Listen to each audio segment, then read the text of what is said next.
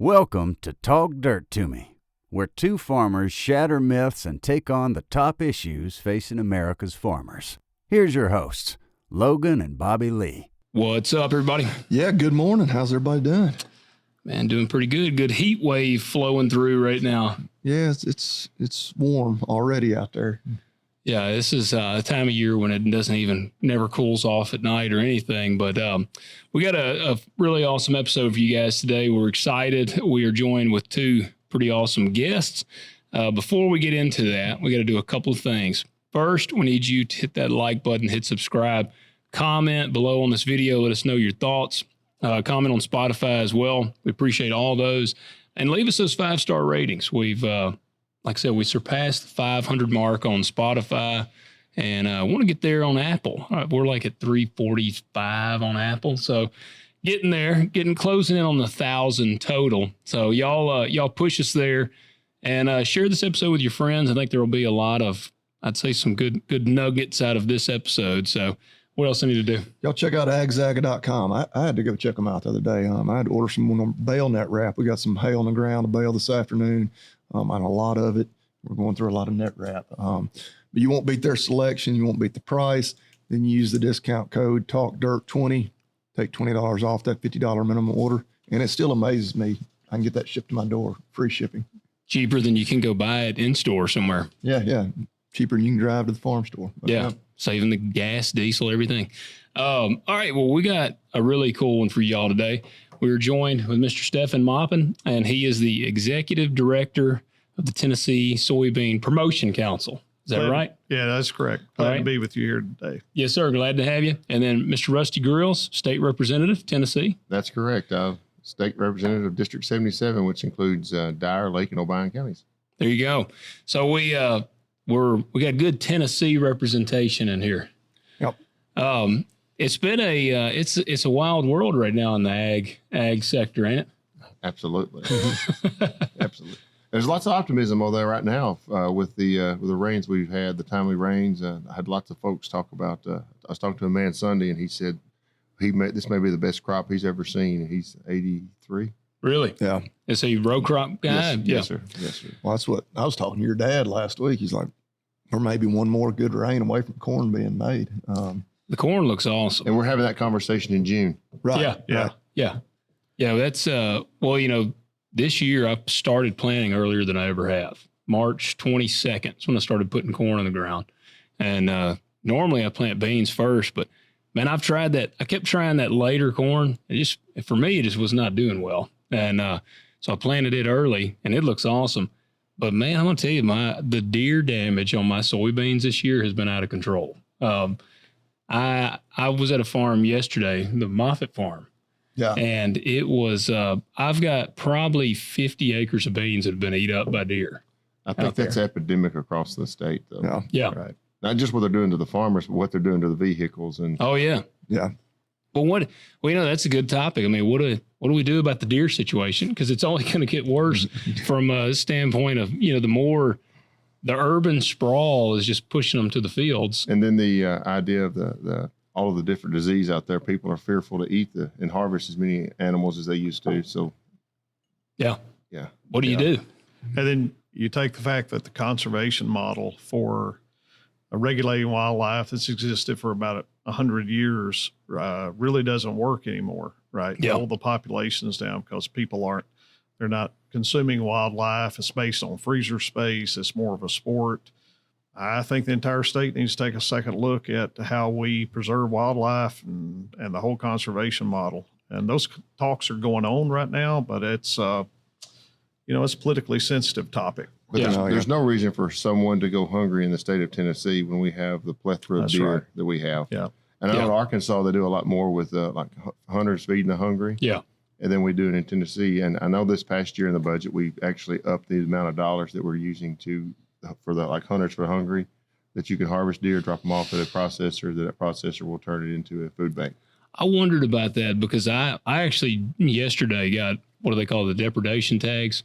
And permits. And that's probably a contentious topic for some people. But, I was just figuring roughly 50 acres of beans, this is a really good farm as far as fertility. So I could easily, the beans will easily average 50 out there. So I'm like, okay, 50 times 50, the current price. I mean, looking at least a $30,000 loss. That's not including what I've already put into it in terms of seed inputs and all that. So I'm like, man, I love the deer. I mean, I love deer hunt. I love seeing deer, but I also want to stay in business. Do you feel like this is going to be a total loss? I don't know. The beans are about 3 or 4 inches tall. They have, and in the front, I got some pictures I can show y'all. In the front, the beans are over a foot tall. They look great. It's a big field in the front, and the beans they look like a good bean field. And then I drove around in the sprayer to the back, and it just was with some vegetation you couldn't hardly see. You'd have to really look, and then you could see the rows of beans. And they have just, I got out and was walking, and just the tops have been bit off of every single plant. They just get on a row and just go. Just pick every one. And the crazy thing about this, and I know some people get weird when you start talking about killing a lot of deer, but that farm in particular, in the last 2 years, 70 deer have probably been harvested off of it. But it's... How many total acres on that?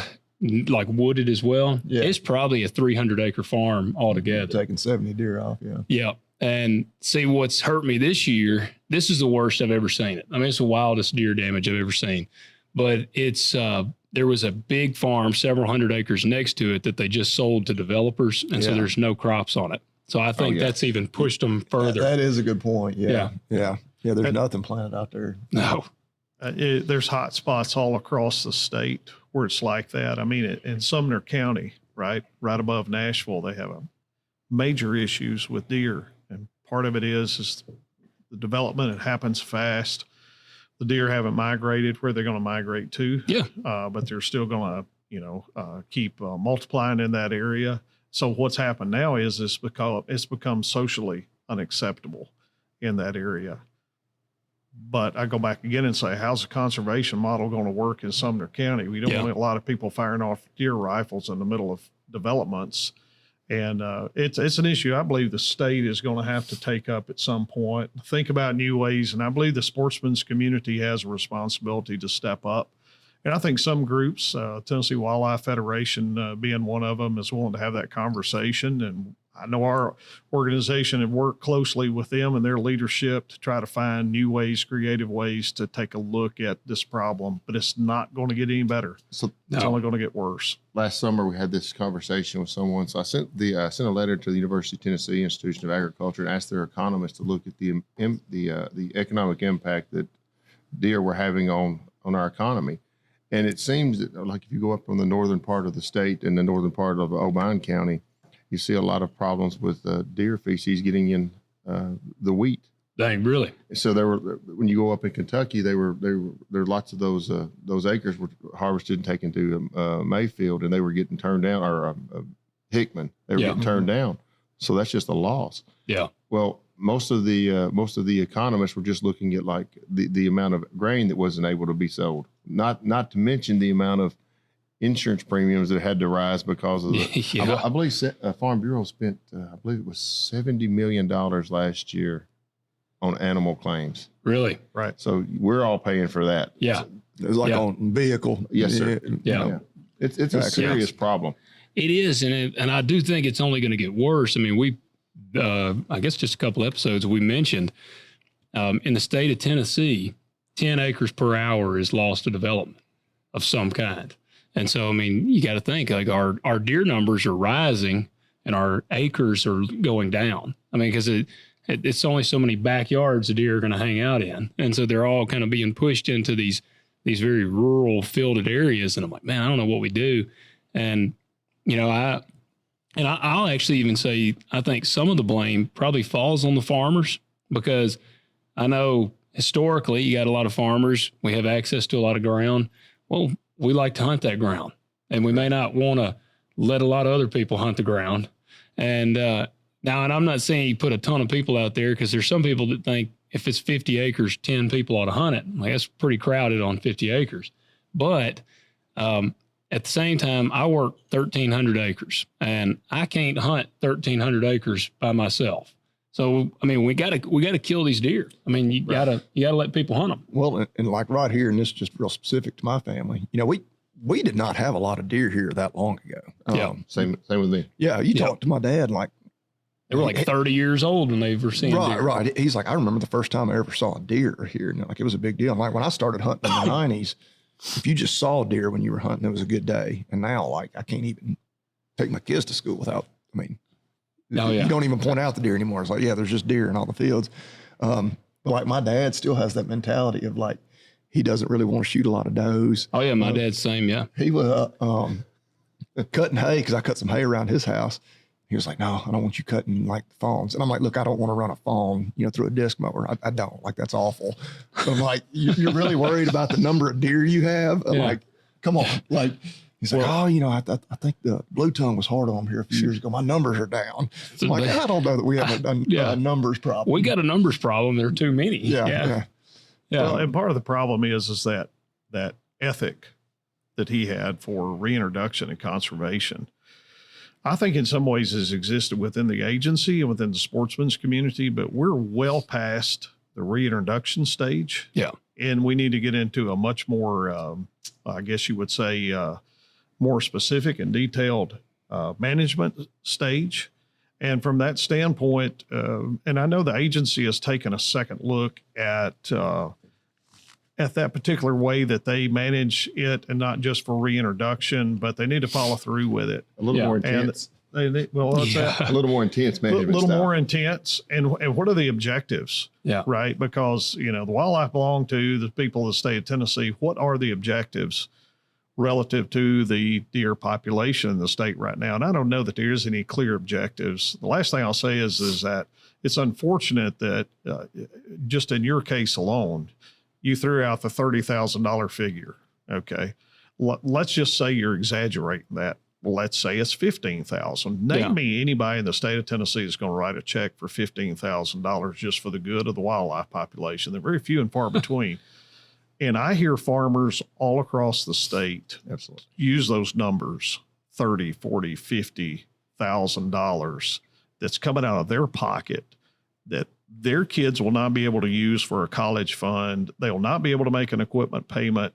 You name whatever reason that you were trying to make that money or you had spent that money, and the state of Tennessee is asking you to continue paying that because it's for the good of society. And I think for those reasons, sportsman's community as well as the commission need to take a second look at what are the objectives relative to the population and have that conversation with you all, the farmers. Yeah. I had this conversation last summer. Well, lots of conversations around this issue with the TWRA.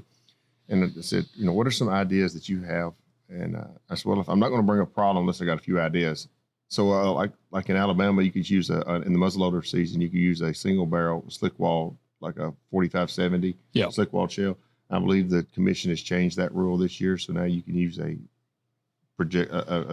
center fire weapon as long as it's slick wall. Yeah. Like a 44 Magnum, 45-70. I think that's a good step in the right direction because I'm not going to muzzleload hunt. Yeah. I might do that. Same with you. Yeah. And also, like we were talking about originally when this conversation first started about hunters for the hungry and getting more of that place to drop off. Because, hey, I'll kill a few does, but I don't want to have to mess with them. I'll drop them off and give them to someone. I just don't have to deal with them.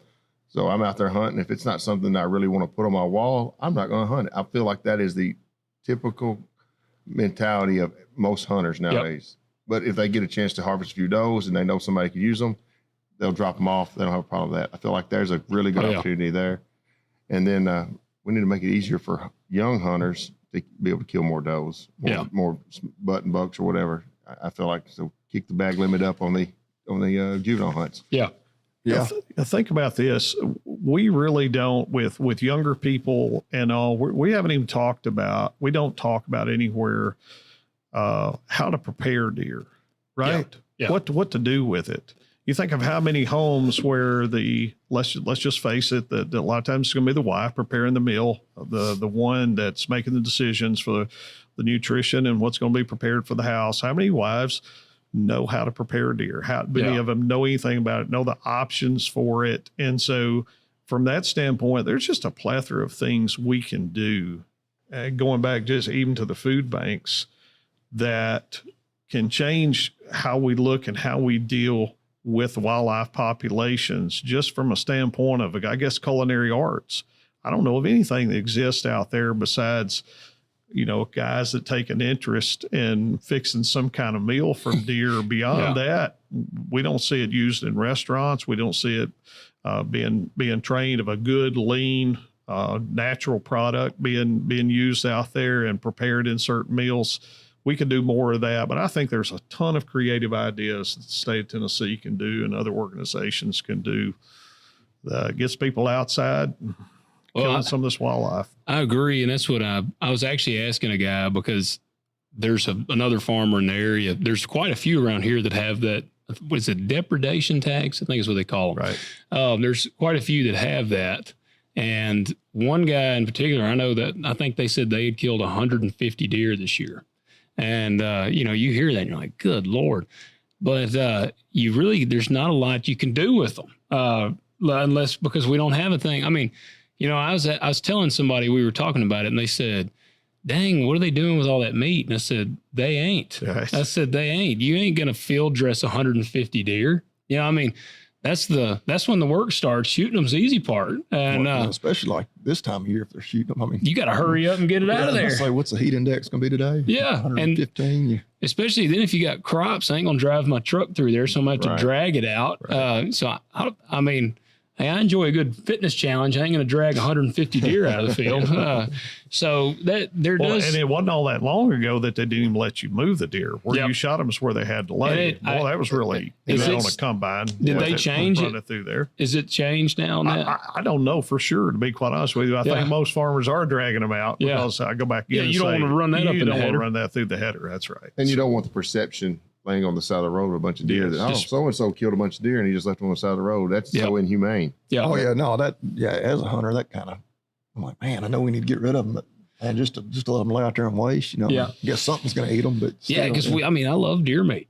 Yeah. And we got CWD has moved into the area. And so we got that. That's what, my dad and I were talking. He's like, he said, if we don't, if the hunters and farmers don't come together and cull them down, he said something will. It'll be a disease like blue tongue or something will run through the herd again. And so it's kind of like, I'd rather see hunters and stuff take them than some terrible disease run through them. Absolutely. So, but, I guess that was a good, fun little segment to start there. I didn't even know we were going to talk about deer, but we do want to get a little bit of y'all's background. We're in. So each of you want to give us a little rundown of who you are. You want me to start, Representative? Since you're older, I'll let you go first. Right.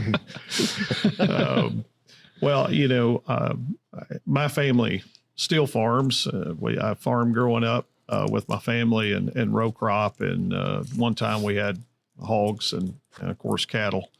That's just kind of what we did. Cousins, uncles that farmed, you name it. Some that even worked off the farm, but they still raised cattle. That was just everybody in our area, all of our friends, we farmed, and I thought I was going to do the same thing. And I graduated from UT Martin in 94, and in 95 was hired by the Tennessee Farm Bureau to work in public affairs. Even as a young person, I was familiar with how policy decisions in government had major effects on agriculture, had effects on the markets, what you could do, how you could do it. And so if I wasn't going to farm, I at least want to be involved in influencing ag policy on behalf of farmers like you all. And so my career, I had a career with Tennessee Farm Bureau for about 27, close to 28 years in that line of work, representing farmers just in the governmental arena. And then in 2022, took the job as executive director of Tennessee Soybean Promotion Council. And there we managed the soybean checkoff and the research, promotion, and education work that is happening there. And it's phenomenal work that we don't talk enough about. We're trying to change some of that. We're trying to let farmers know the great things going on with checkoff dollars, the work. Well, I was about to ask you, tell us what that is. What the checkoff is? Yep. Yeah. Every time anyone sells soybeans, there is a 0.5% of the price of that bushel of soybeans goes into a national checkoff. Half of the money goes to the national United soybean board. There are 3 Tennessee farmers that are representatives on what's called the USB. And then half of the money stays in the state of Tennessee. And there's a 9-member board appointed by the Commissioner of Agriculture, soybean farmers, who administer the money in the state of Tennessee. And that was in the 1990 Farm Bill. And, you know, soybeans are an ingredient, right? Yep. You don't make a single product from soybeans, but it's an ingredient everywhere. And what we've seen over the last several decades is so little, the amount of public money, whether it's state or federal money that goes into research, whether it's product development, agronomy research, whatever it may be, varieties, continues to go down. China spends 3 times more public money, their public money, on research in agriculture than the Western developed nations combined. Think about that. Why is that? Why does China do that? Well, why are we not competing with them in that? I think part of the reason is when you look at the federal budget, there's a lot of areas that arguments can be made, should federal taxpayer dollars and state taxpayer dollars be spent in other ways. But at the end of the day, we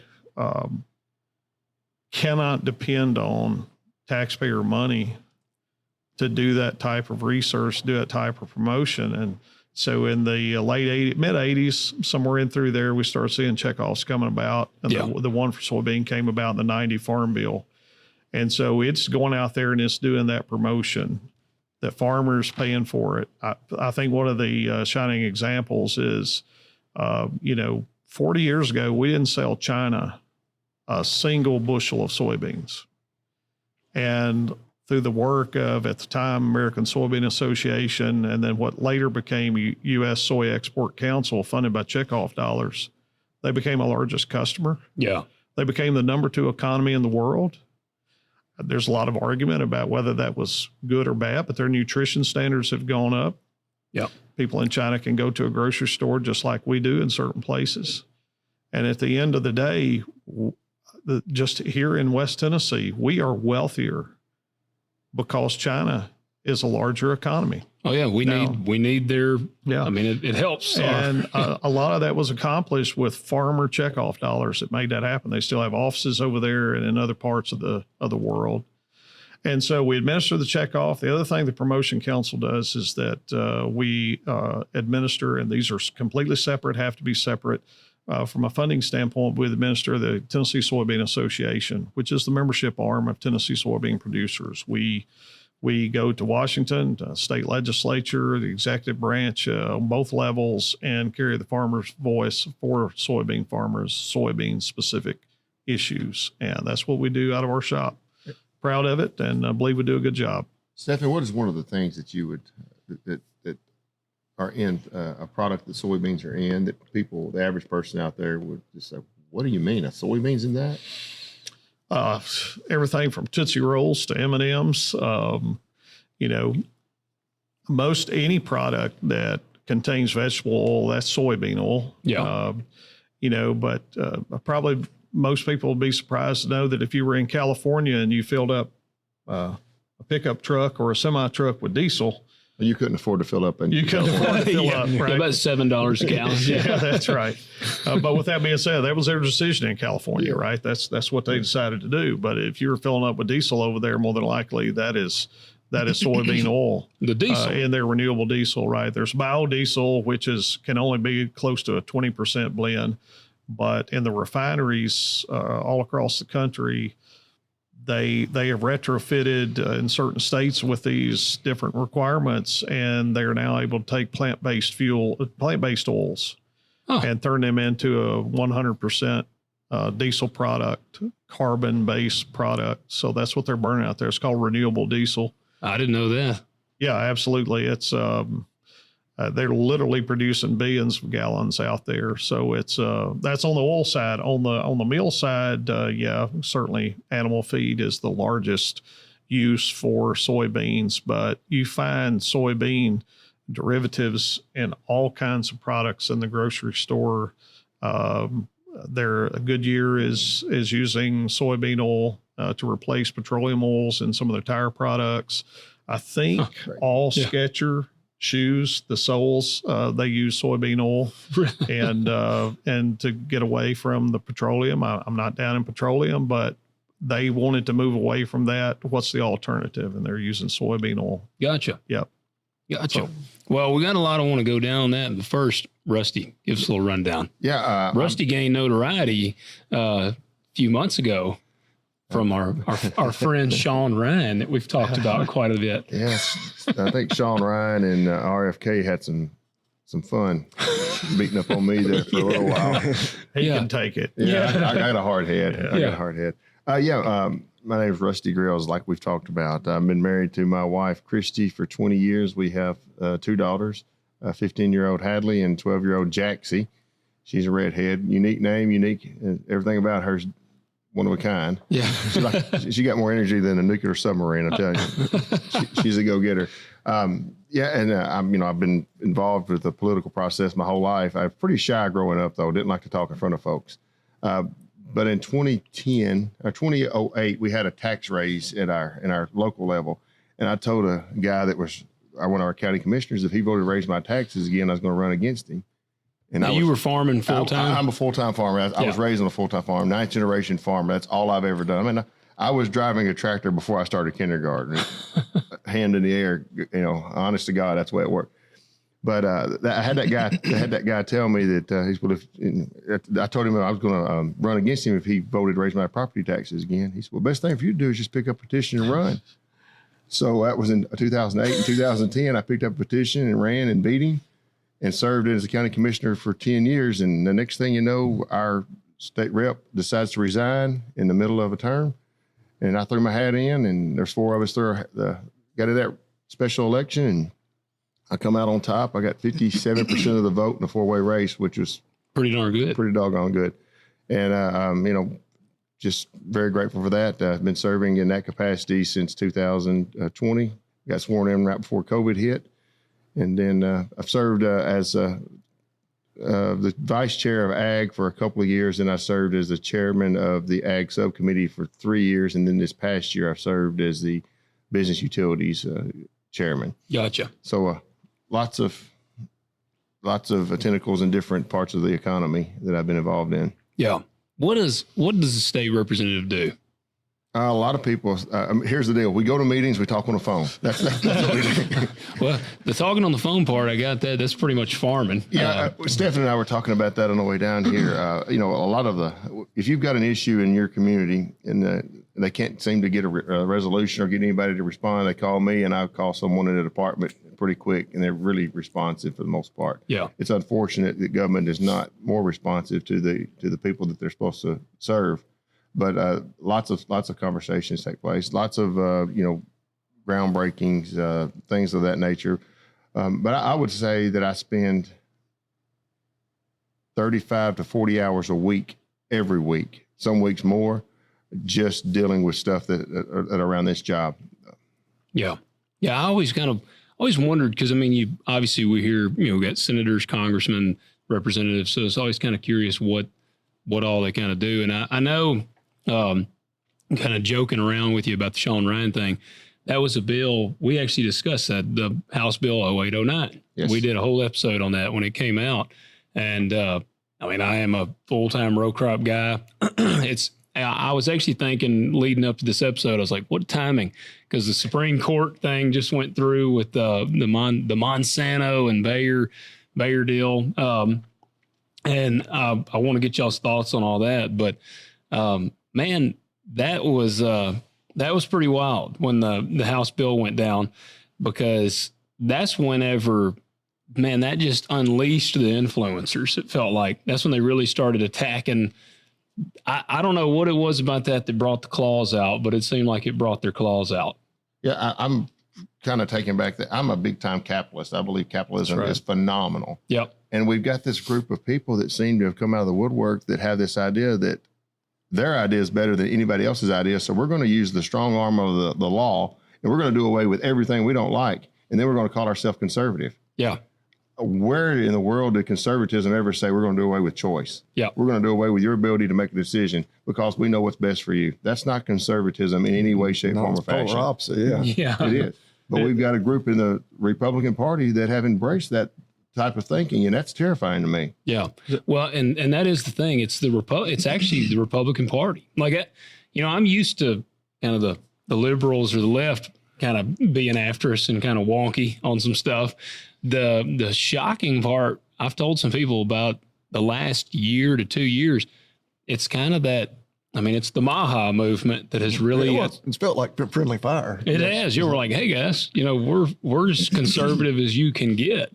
And now we're getting attacked from this side as well. It's kind of wild. Yeah, I've used this before, and we're not going to put a party to it. But what I will assign is I guess leanings. But the MAHA movement is literally the Green New Deal for conservatives. Yep. Plain and simple. And I don't mind saying it because this movement is not based on sound science. It is based on politics. It's based on emotion. It's taking the wide and very ambiguous concept of human health and saying that we can change human health just by taking our political agenda. It's no different than saying we can literally change the climate if you take on our political agenda. Yeah. And I've been around, I can remember early in my career when all of this regarding man-made climate change started. I know this is a controversial topic. We're not going to get there. Yeah. But conservatives always believe that it was a movement to try to stifle economic growth and business opportunity, right?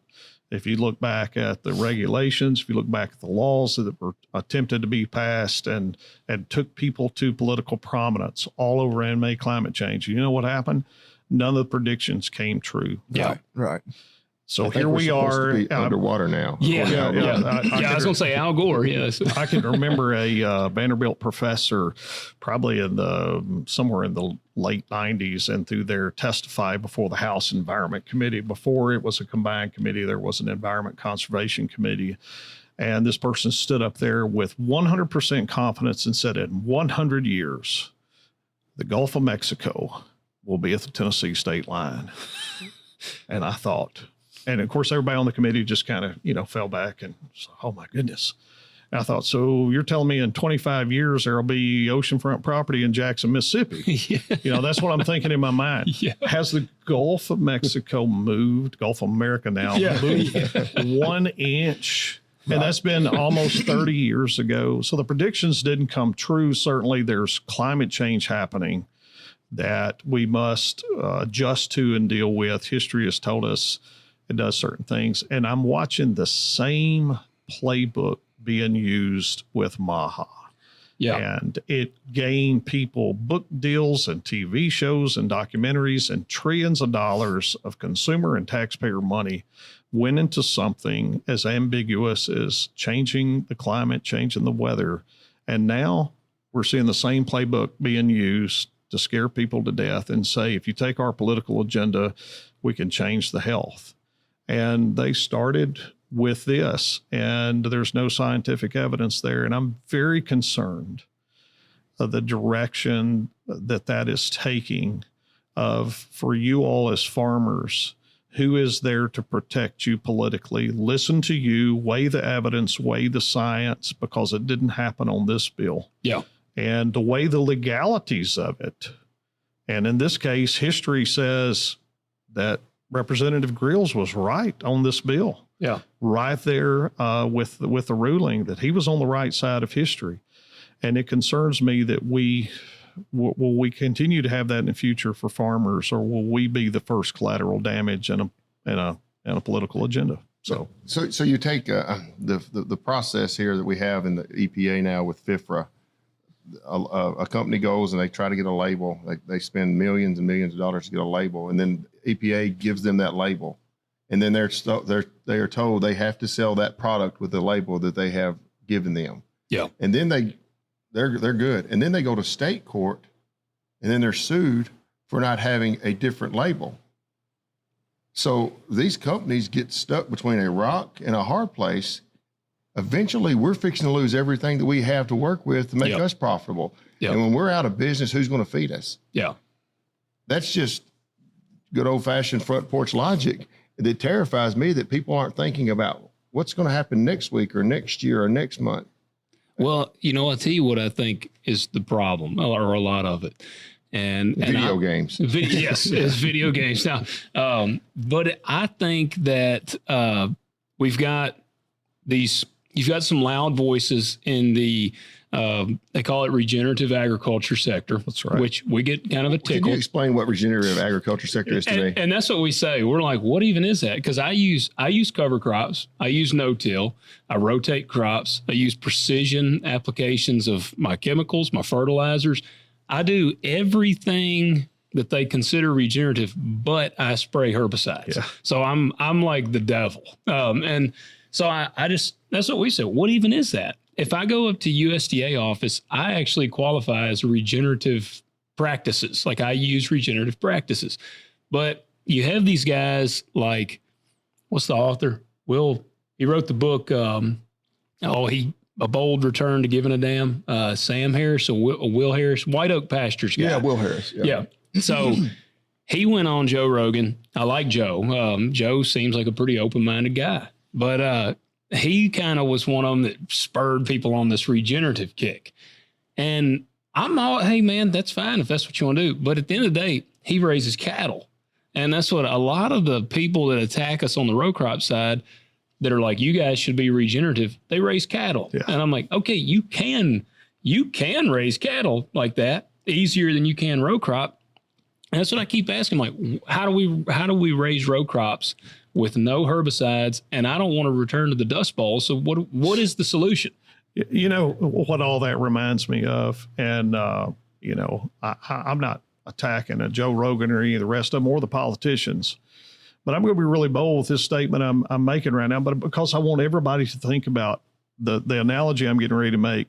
A couple of years ago, I like to search the news pages every day. There was some article about North Korea's leader, Kim Jong-un, if I'm pronouncing that correctly. Yeah. And I was kind of struck by it, and it was their typical propaganda. He's sitting up on a tractor in North Korea, and here is this peasant farmer, if you want to call it that, looking up at him. He's the supreme leader. And the caption at the bottom is that the supreme leader is telling the farmer how to farm better and more efficiently. And I'm sitting there looking at it thinking, man, to have to be over there and the propaganda of this supreme leader sitting on a tractor, and he's telling the farmer how to farm more efficiently. Yeah. We have that same mindset here in the United States in our politics 100%. And in influencers, where you have thousands of PhDs, master's degrees, University of Tennessee, MTSU, our institutions, UT Martin is pumping out wonderful, bright, creative minds, some of the smartest people in the world in agronomy. And then you have some influencer trying to tell you how you're supposed to be doing it because there's a cool name. And at what point do we look out there to the public and say, we're just tired of being the little guy looking up at the supreme leaders out there? You're the ones who know how to do it. Yeah. And you're yielding more off of your farms today than you did 5 years ago, 25, 35, and 40 years ago. But you know what they'd say to that? They would say, why do we need to yield that much? We've got too much. Yeah, absolutely. Somebody said that with a full belly, by the way. Yeah. Yes. Well, I'm reminded of, I believe it was Mr. Wrigley back in the early 1900s. He had pretty much taken over the chewing gum market, right? He'd taken out everybody else. But he was heavy in advertising. And so the bean counters came to him and said, Mr. Wrigley, well, you can cut back on advertising now, right? And he said his response was, that's almost as ridiculous as saying, well, the train is at full speed. Let's quit shoveling coal in. Yeah. Here's what I would say. Everybody wants to make America great again. Food has always been our ability to have dominance and diplomacy around the world. it exists today. It's no different. If we start going backwards, like you said, they'll start talking about, well, why do we have to produce as much when there's a catastrophe in South America or something that happens in the Midwest? And we've lost a 12-month window of providing protein to the rest of the world. That's the last thing we want to do. That's a first world answer to problems. I had a conversation with a guy. I've had all these people come into the office this past year and the year before talking about this. It's like, you need to talk to some of these regenerative farmers. Send them to me. Yeah. Every time I've ever talked to a regenerative farmer, they're always somebody who made their living somewhere else, and then they retired, and then they've taken their retirement and they've gone and bought 100 acres and they become a regenerative expert. Yeah. They don't make a living off of it. No. So I was talking to this guy, and he bought 60 acres. And I said, well, give me what do you do? And he started running down through what he does. And I mean, it's some cool concepts I get. I said, so what do you produce? He said, well, I've got some cattle. I said, how many calves calves do you sell a year for slaughter? I think it was 3. Yeah. On 60 acres, he's selling 3. Yeah. And explain to me how that's going to feed anyone. Yeah. That's not even, you can't, the numbers do not work. You can't stay in business at that. Yeah. You can't pay the land taxes at that. No. Yeah. How many do you do a year, Bobby Lee? That I'm selling direct. Yeah. Oh, just 9. See, but you're even 3 times that. Yeah. I mean, and you're doing it. It's still a side income for you. Sold as feeder calves, but yeah. Oh, yeah. But it's still a side income. So what are you doing? How does this guy? But my point is, he does not make a living. His living comes in every month through his 401k or his retirement fund. Yeah. And then he wants to tell everyone else, well, you as a farmer, I know you're in your 40s. You ought to do it this way, and that'll work. You didn't do it that way. Yeah. Right. And I get really tired. President Reagan said, it's not that our liberal friends are so dumb. They just believe so much it's not so. Yes. And I feel like we're reliving the 80s again. Yeah. Yeah. But like I said, the bad part is it's not even just the liberals.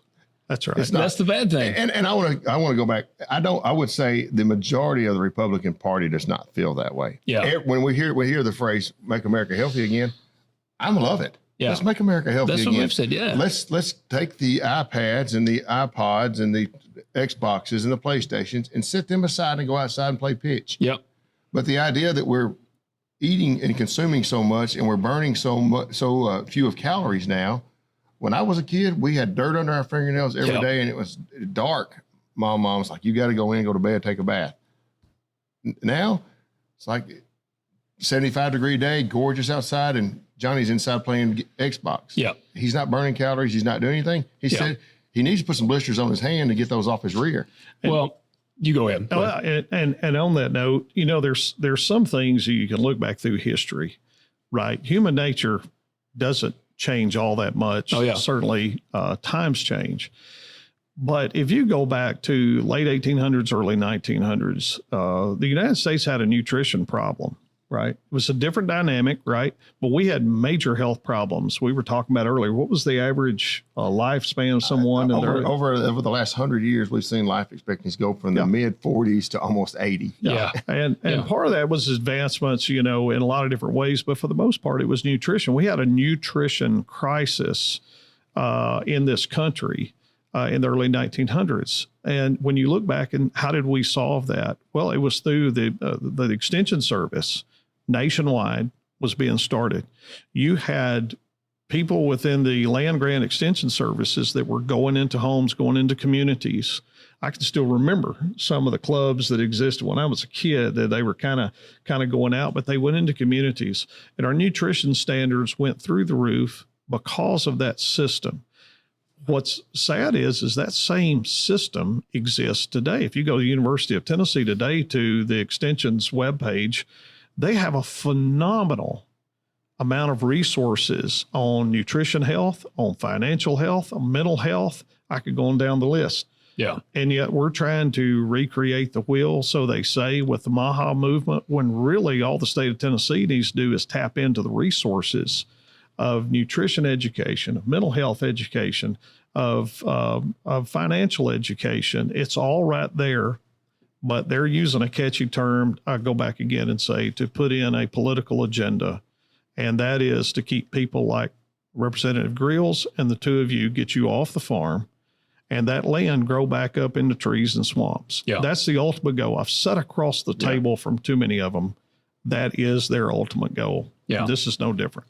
And I think I believe that there is a group of people out there that are looking for a reason to blame someone else on their shortcomings. Yes. Yeah. Oh, absolutely. So the reason not I'm their fat, fault. the Yeah. reason I'm fat is because of what I'm being fed. It has nothing to do with me sitting on my rear end, not doing anything, or eating, 8,000 calories a day. 2 milkshakes a day should be healthy, in their mind. And that's what I was going to say. I had a conversation with a guy yesterday. They sent me, I'm in a group with several people on Instagram, and somebody sent in there, this nutrition guy had put up a post about glyphosate, which we've talked about. That is like, if you want to gain some clout on Instagram, you just put up a post talking about how bad glyphosate is. You will get a ton of people that love what you're saying, and they will jump on board. And that's what this dude, he had like a 9-slide post about how glyphosate causes cancer. Here's the study that says it probably causes cancer.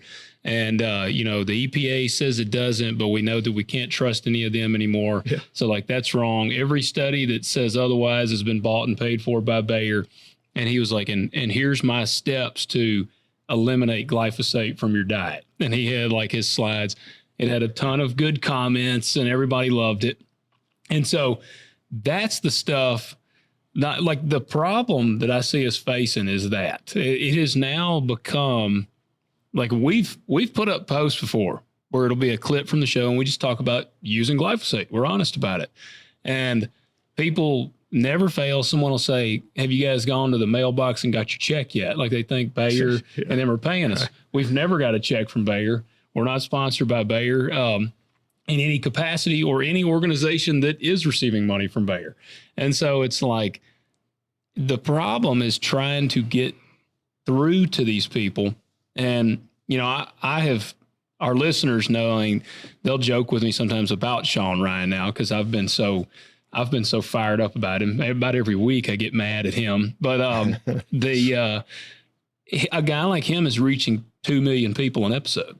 And then Joe, I actually like Joe, but his episodes are reaching millions of people every episode. He has a guy like Will on who says that these traditional conventional farmers are wrecking soils and even things like that. I saw RFK Jr.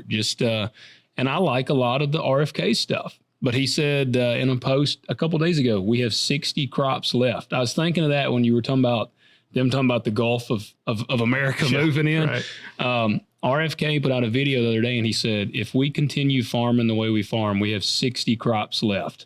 And I'm like, says who? Yeah. Why? I don't see that. My soil has improved. We run soil samples. My soil, and they always want to harp on earthworms. I had a tractor. We got stuck. We were spraying the other day, and I had a shovel, and I was scooping out around the tires. Right. And I couldn't get over all the earthworms that were in the soil. And I should have videoed it or something because I was digging. I'm like, hey, I didn't think I was supposed to have that out here, according to all the experts online. So, well, and it's, it's so insulting to you all. Yeah. It's so insulting to our industry when the Sean Ryans and Joe Rogans and the RFK Juniors say things like that. But it's like, why would you destroy something that you're completely and totally dependent upon and that you want to pass on one day? And that by every indication, we're doing so much better now than we were before. It's also insulting, and this is the part that I really get riled up about. And if I had the opportunity to get in front of them, I would tell them this, but how dare you insult my great-grandfather and my grandfather and my father for what they have done and did starting in the 30s and spent money that they didn't have to terrace, to do all that they could do with technology at the time to keep our soil healthy, to keep it in place, in order to grow more crop to feed a world that had been ravaged by World War II, to feed a world that had been ravaged by Marxism and communism. And you look at the Soviet Union and Lysenkoism, look that up, did not work for them. And they were starving to death. It eventually brought them down.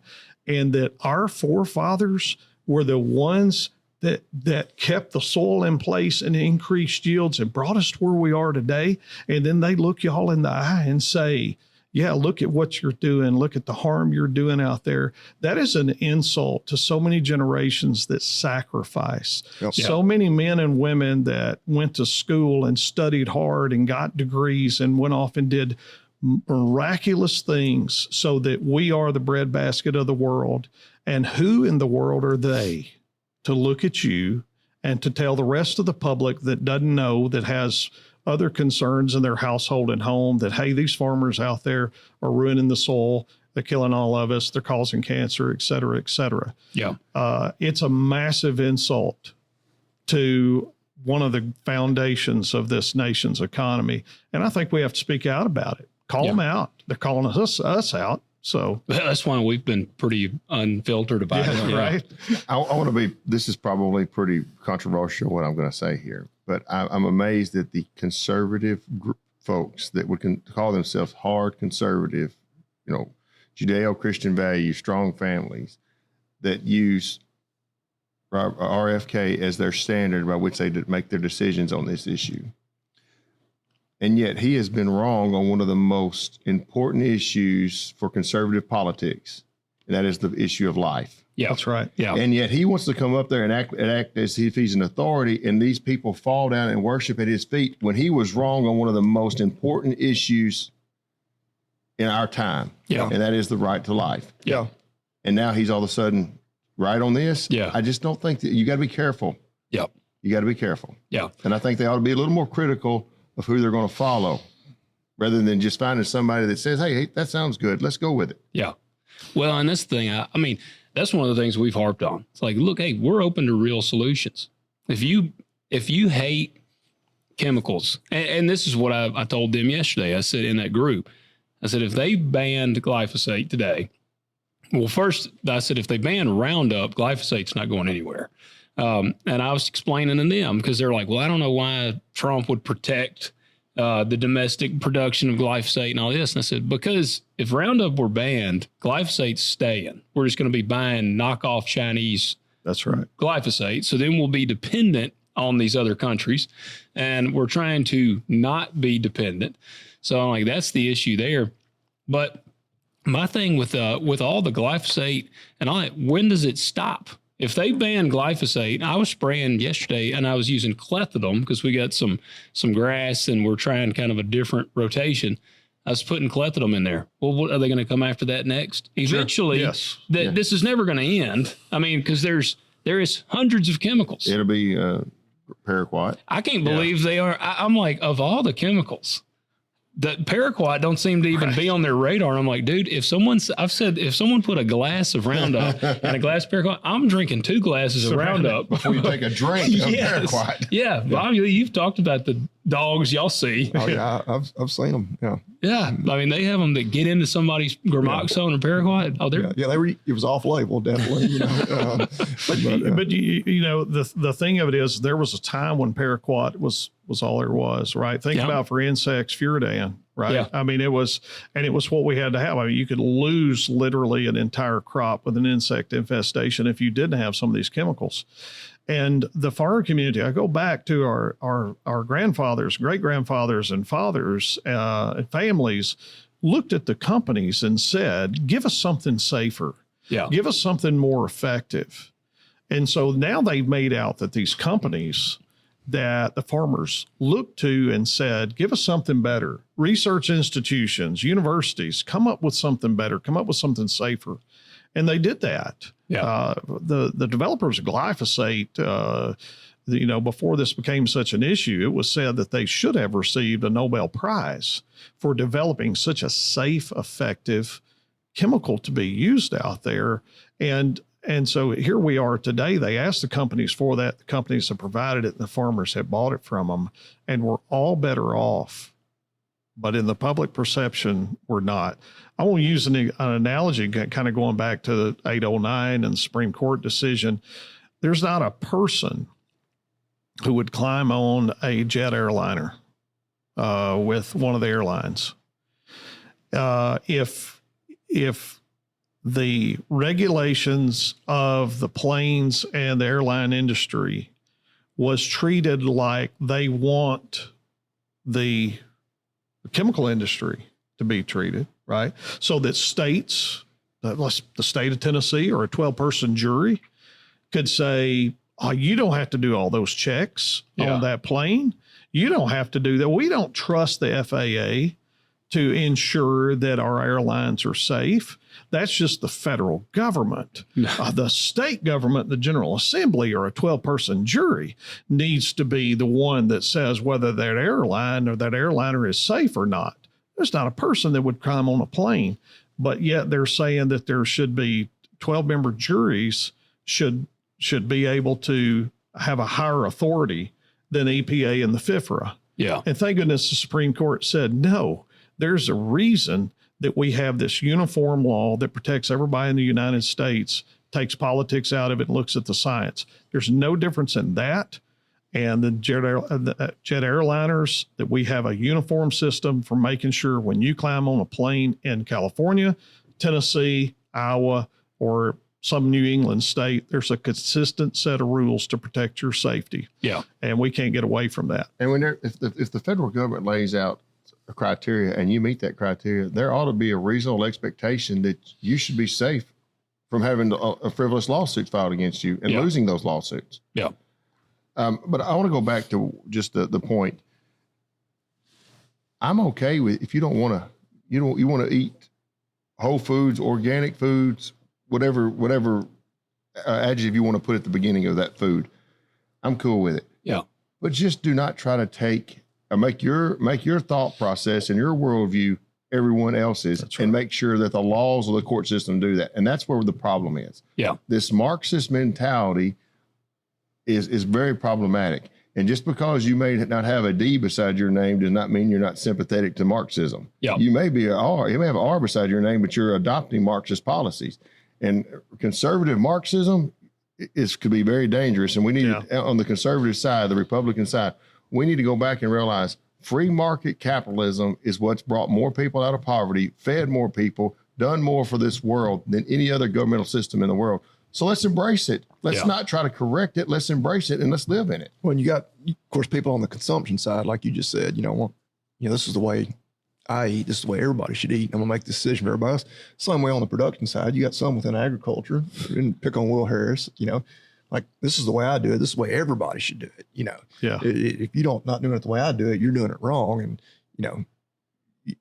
leaving out the fact that, somebody across the country, that practice may not work for them, much less, even somebody just across the county, the way something works for your operation may not necessarily apply to somebody else. And so why not? Yeah. I totally agree. That's the reason they drive Fords and Chevrolets and Dodges. And, Well, in my career,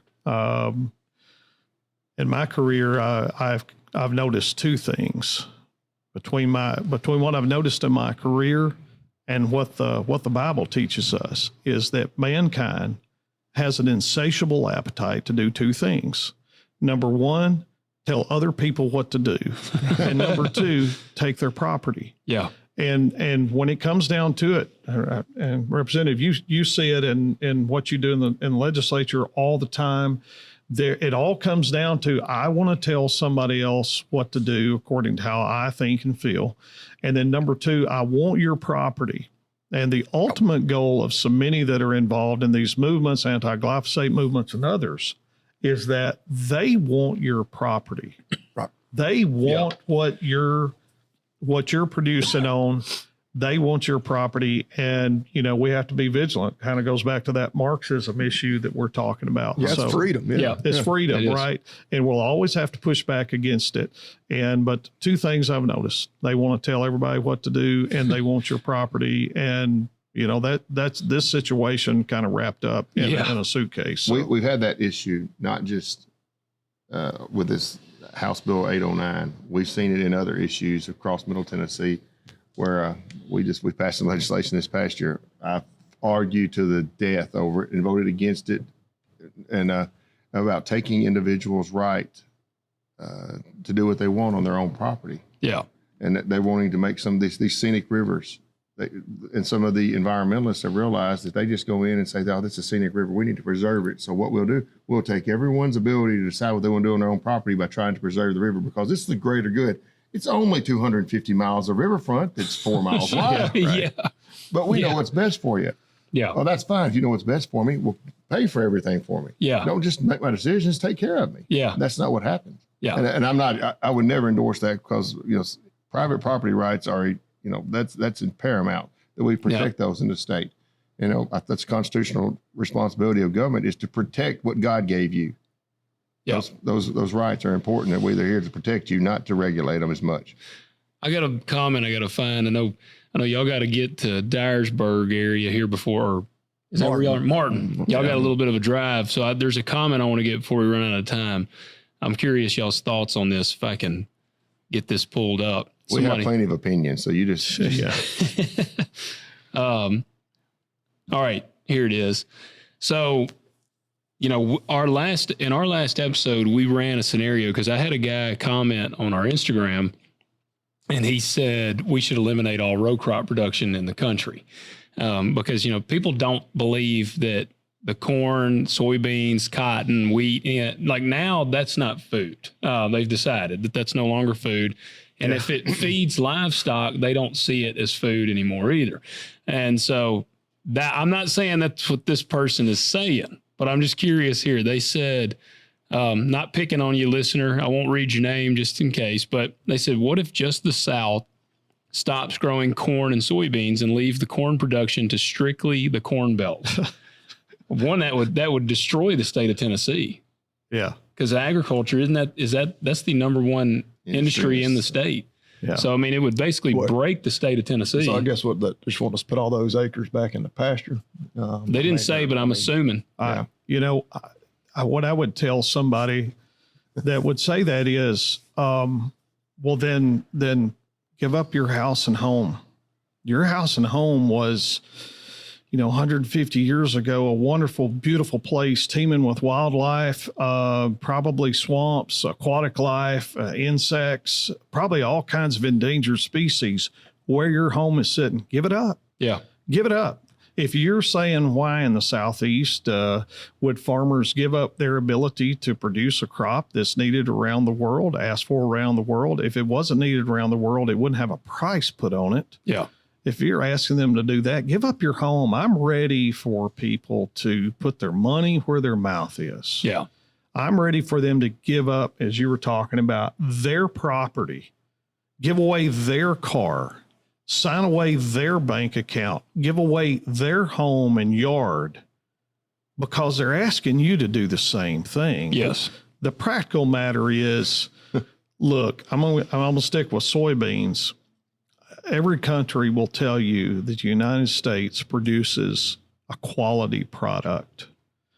We have farmers, with the Tennessee checkoff dollars, we help support, along with other states and USB, programs called World Initiative for Soy and Human Health, soy excellence centers that goes into third world countries to show them the nutritional value, how they, humans need two things, protein and energy, how they can make the products with soy, et cetera. And it is working extremely well. We're doing all of this. There's so many countries that need our product. China, Egypt, European Union will say that the soybeans, and I would dare say the cotton, the corn, and others coming out of the United States is the best quality of any product in the world. And so I go back again and say, why would we give up the status of being the breadbasket of the world just to fit some narrative for what? Yeah. Right? Yeah. For what? And for them, for some, I've heard this before, a lot of them that say, why do we need to grow these crops? The best I remember in U.S. history, that even the ones that came over from Europe and settled over here, what did they start doing? they started raising crops. Yeah. So that's kind of what we do in the United States, right? So, Yeah. You know, I was sitting here thinking of my sister and her husband. They were missionaries, and they went to Romania on a mission trip. And they had an orphanage there, and they took some of the kids out to eat lunch. And it's very, very, very poor area. And they did something. They were bringing them back. They stopped at McDonald's. And there was a 4-year-old kid, I believe, and they got a Happy Meal. And that Happy Meal, they sat down and ate it. And then they saw that my sister saw, and it's heartbreaking, that they ate about half of it. And then they started wrapping the rest of it up. And my sister went up to her and asked her, said, did you not like it or something? She said, no, it was fine. So, well, why didn't you eat it all? He said, well, I'm taking the rest of it back to my sister that's at the orphanage. She's never had a Happy Meal before. Yeah. Where does that happen in America? Yeah. I mean, the poor people in America have iPhones. Yeah. We are blessed. that's right. A poor kid in Romania had never had a Happy Meal. It's really easy to be critical of everything when your belly's full. Yep. That's one thing. And that's one thing we just need to drive home. As long as your belly's full and you're looking for a problem. Yeah. You know, hey, my phone battery went down. That's a problem. No, that's not a problem over there. They don't have a phone. Yeah. We've got so much to be grateful for. And I can get off on I believe God has blessed this nation. And that's the reason we've seen such progress. We've seen such economic prosperity. Yet we need to put our faith and trust back into what God has given us and let he's in control. Yeah. And let him be the one who makes decisions and not try to be the God of everybody. Yeah. Well, that's one of the things when we had Andy Holt on with us. Yeah. He was a great guest. But Andy said, when you got a full belly, you got 99 problems. But when you got an empty belly, you got one problem. Yeah. And that is one of that has stuck with me because, you talking about the regenerative guys that are all wealthy. And I watched, did y'all watch Kiss the Ground? Did y'all watch that show? I have. So I watched it, and it was very well done. But they go and basically buy this dilapidated farm in California. Right. It was 150 or 200 acres. And so, I mean, the fact that they could buy that in California, they got some money already. But they turned it into this just elaborate regenerative air quotes farm. And I bet they have 25 employees on that thing working. And then they build like this big pit thing, like generating the tea they make off of like worm tea. And they put this back. And I mean, they spent in 10 years time, they spent millions of dollars. And, like Woody Harrelson or somebody's the narrator. And they, while they're doing this, they also go and interview like some other farmers. And the farmers just happen to be, they're all regenerative. And one of them was some musician that's famous. And he was like, this is my regenerative. It's my playground. Yeah, it's like Rusty's example. Yeah, they're rich. Incredibly wealthy. Yeah, and then this is kind of their hobby. If they lose money, it's a tax write-off for them on that. I had people come in last year, had this same conversation. They were, these same conversations happen over and over again. And like, well, this is where we buy our food. This is where it's like, okay, what are you having to pay for that? You can afford that. Yeah. They may not be able to. Yeah. Well, because you have a good job. Your husband makes however many 6 figures it is. He's got a really good job. But you don't want to afford that person the ability to buy safe quality food at a low price. You think they ought to have to go to the whatever market you decide. They probably can't even park their car in that market parking lot because they'll get arrested, Yeah. Just the stereotypes there. It comes down to what you were talking about before. We have to be careful about, especially in affluent societies, is life, the importance of lives and other people's lives. And I tell people all the time, we can get caught up into this.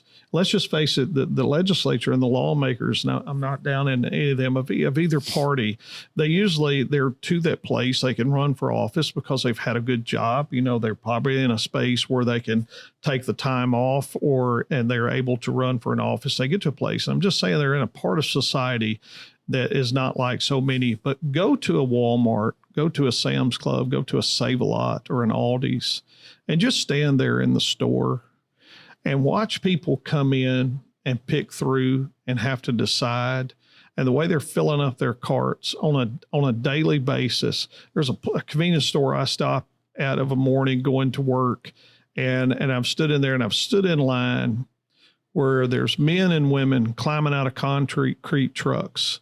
They're climbing out of 3/4 ton vehicles, that they're getting ready to stand in the sun and work in a hard, laborious job all day long, or in the wintertime working 0-degree temperatures. Yep.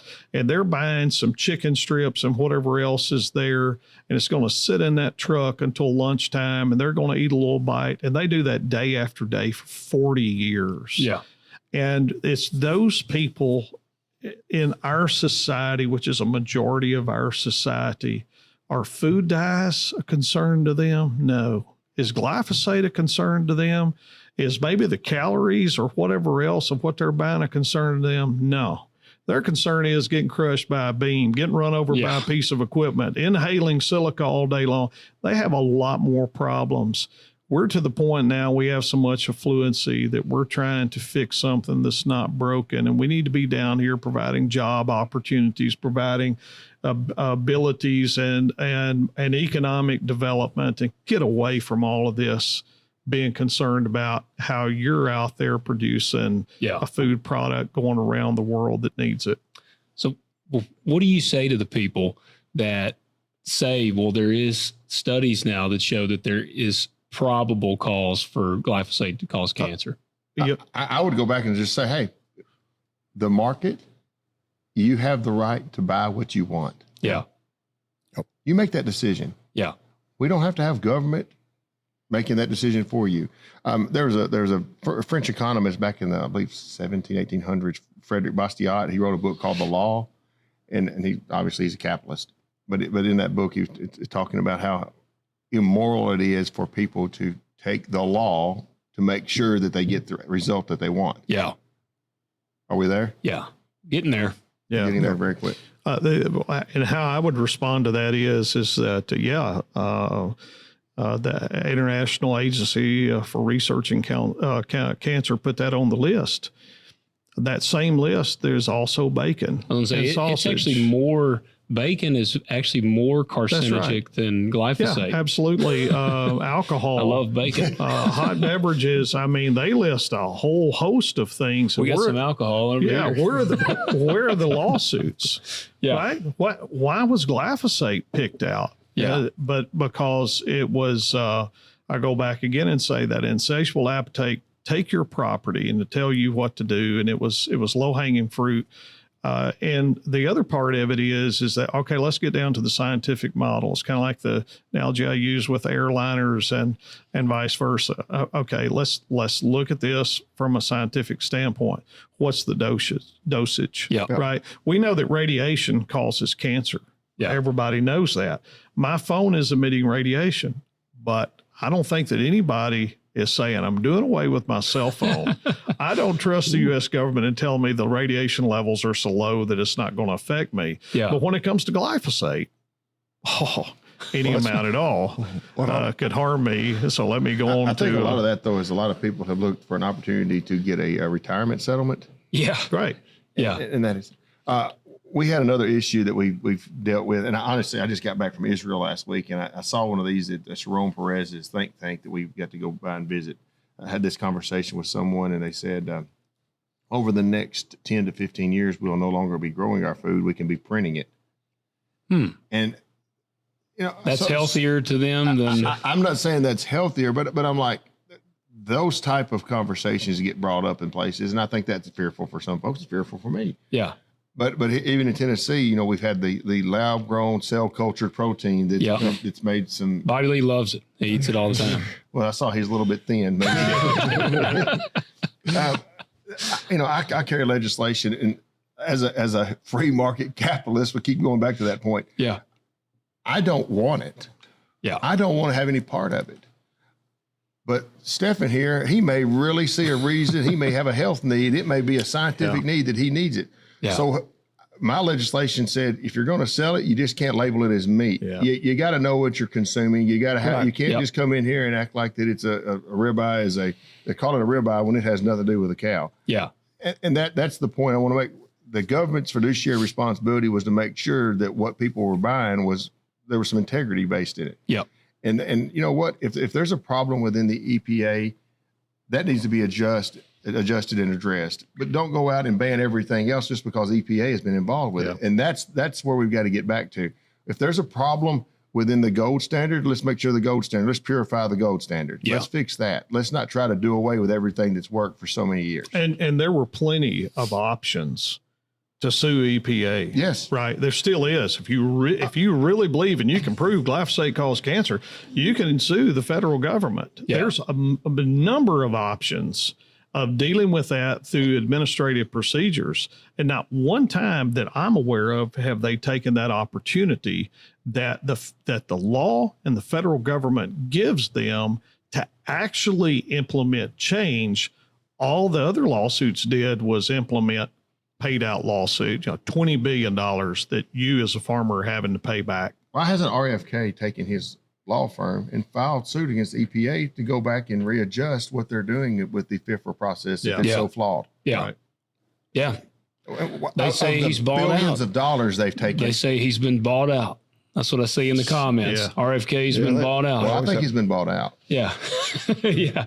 My Just entire has been doing career, bad. Yeah. he has provided me job security. He's been a litigator and extreme radical environmentalist my entire career. I'm not saying that he's not doing some good things in the Trump administration, but I mean, literally since I started to work in 1995, everybody has known in my world who RFK Jr. is. He sues. And he's a radical environmentalist. And so, here we are today. That's kind of what he does. But it's been job security for me. Yeah. But at the same time, it's not wrong to question. It's not. Yeah. It's not wrong to question. And I think anybody that's got a product that they're providing a service or a product, they ought to be able to prove, hey, this is X, Y, or Z. That's cool. Yeah. But to try to put people out of business and take their ability to make their own decisions, just so you can have a financial benefit. I told someone, talking about glyphosate again, I said, man, if they had definitive proof, if they came out next week and they said, without a doubt, we know now glyphosate absolutely causes cancer, I'd quit using it. I'd stop using it. I told you I'm already using clethodim. I could adjust. But like I said, I don't think it's going to stop there. And some people are like, well, what's wrong with that necessarily? And kind of talking about the Monsanto Bayer Supreme Court thing, companies are in business to make money. Bayer and these companies, they're in business to make money. You got to make money to stay in business. So if the incentive for them to make money, like if they're constantly getting sued, they're spending out all this billions of dollars a year on these lawsuits, hell, eventually their profitability is going to get to the point where they're like, this is a sector we don't want a part of. And they exit that market. And so then you get to a point where, I mean, pigweeds is one of the things we fight like crazy out here. Yes. You could pour straight Roundup on a pigweed and I think it gets bigger. And so I'm like, man, eventually if there's no new technology coming in, our weeds are going to develop resistance. We're going to be in a spot where we don't have the capability to control the weeds because now it's not profitable for companies to get into that world because they don't want to get sued every week. Right. You're stifling innovation. Yeah. And you talk about these companies, the Bayer. Well, who is Bayer? It's a company. Who owns Bayer?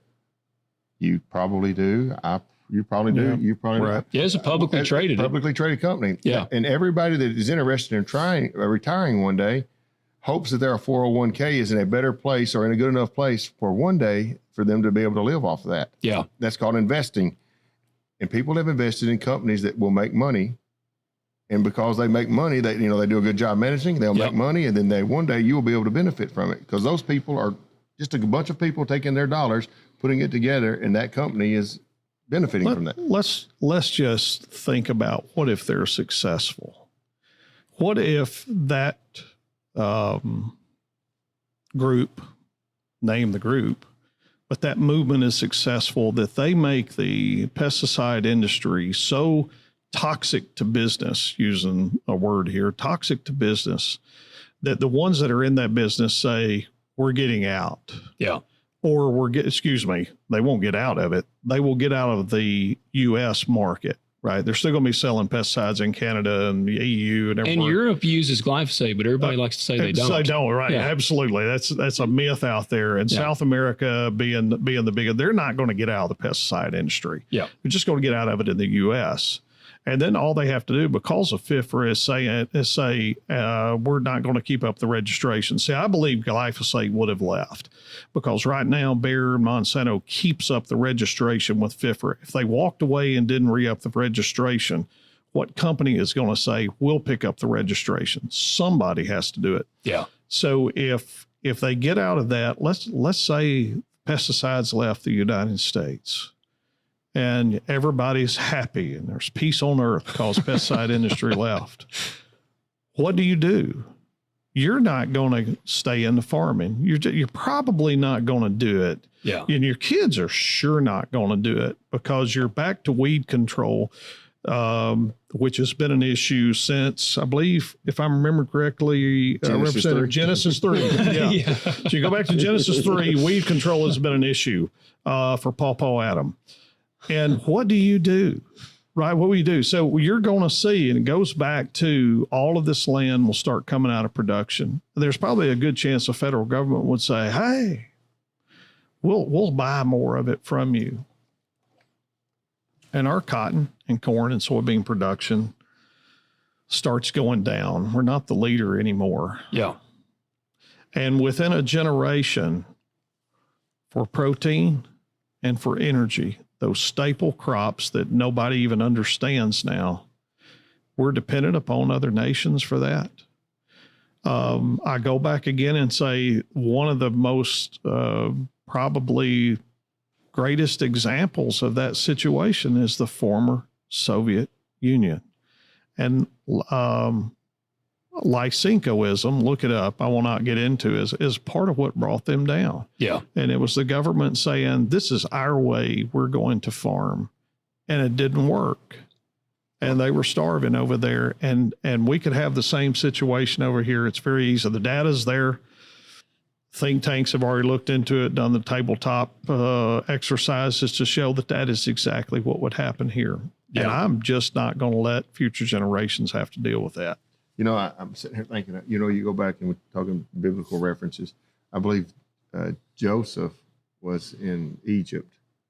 After he had been sold into bondage, I believe his brothers come down to Egypt because they got hungry. Oh, so they came for the wheat, wasn't it? And there was nothing to eat where they were. And their father said, hey, I tell you what, we've got to have something to eat. And so he sent his boys down to Egypt to get something to eat. Yep. And they sent him back, and all that back and forth.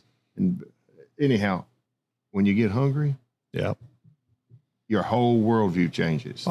My great grandmother had about a half-acre spot beside her house there on the farm that by August 10th every year had to be worked up, and it never failed. She would worry my dad or one of us to the point that you went out there and you hooked up a tractor to something and you worked it up. And finally, I'm a teenager, and I finally looked at her and I said, why do you always have to have this worked up by August 10th every year? And she said, honey, so I can sow turnips. And I said, why are you sowing turnips?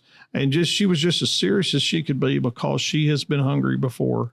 I had other family members that went through the same thing in the Depression. Yeah. She looked at me and she said, so that if it gets to be a bad winter, we live close to them, we won't starve. We'll at least have these turnips we can go out there and dig up. That's been within the lifetime of people that are on the earth today here in the United States and West Tennessee, have been hungry to the point that their entire nutrition for a winter was a turnip patch in their backyard. Yeah.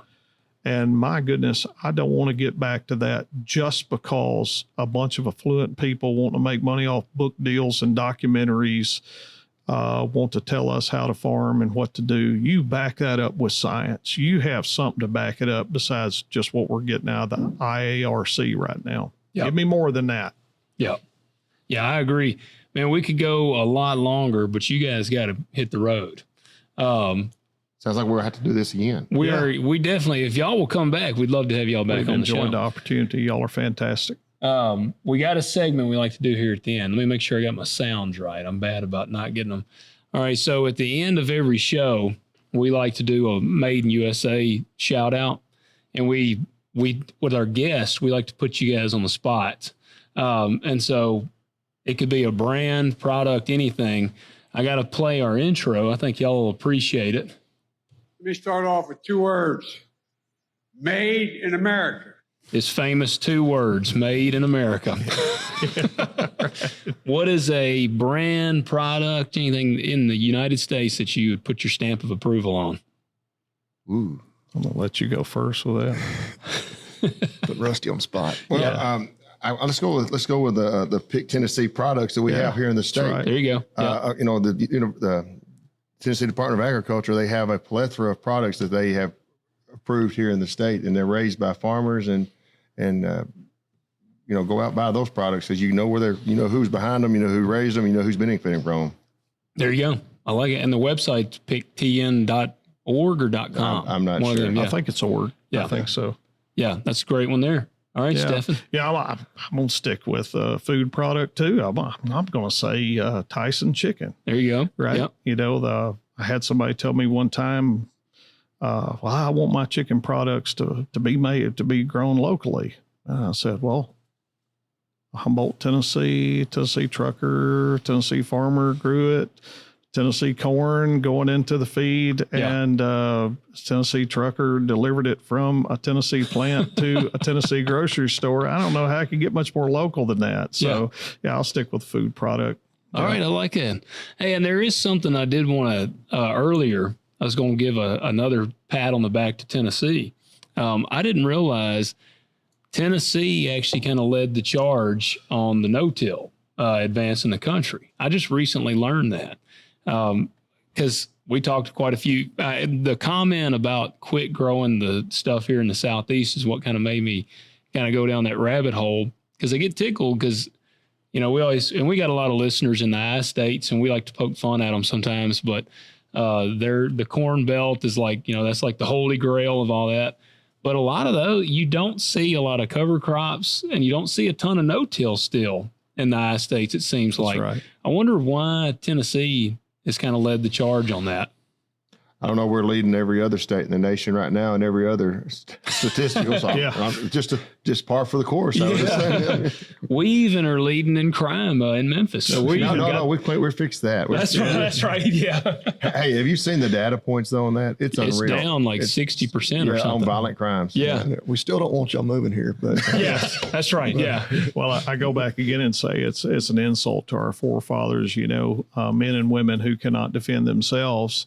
They brought us to where we are 40 and 50 years ago, that developed no-till, put it into practices. And, look, if you go back to the Depression era, the FDR programs that were coming about at that time, the way we dealt with so much of what's being talked about now is if there was a natural resource issue, then it was identified. Then the land grant system across the United States found solutions and perfected those solutions.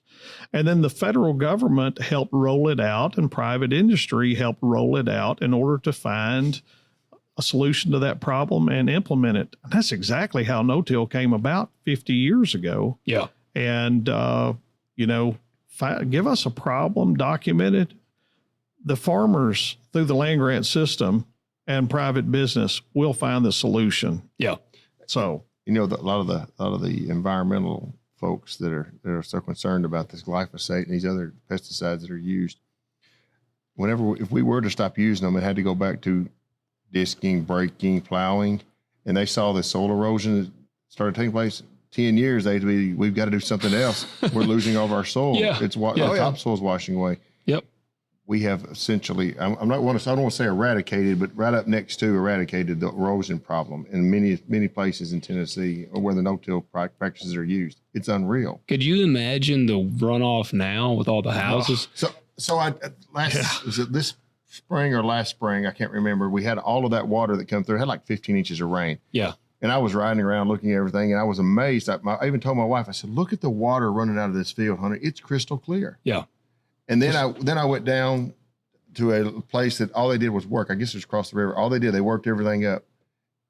And then I made a reference to her. I said, honey, look at that water there. That is brown, milky, dirty. That's soil in that. And remember what we saw at home? Yeah. That's clear. That means nothing's running off.